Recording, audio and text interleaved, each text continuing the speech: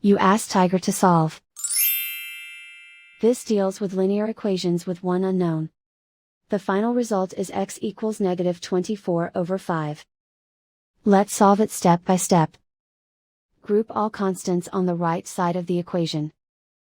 Subtract 3 from both sides. Group like terms. Simplify the arithmetic.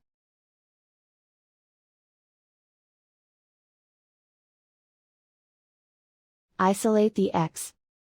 Multiply both sides by inverse fraction 3/5. Move the negative sign from the denominator to the numerator. Group like terms. Multiply the coefficients. Simplify the arithmetic.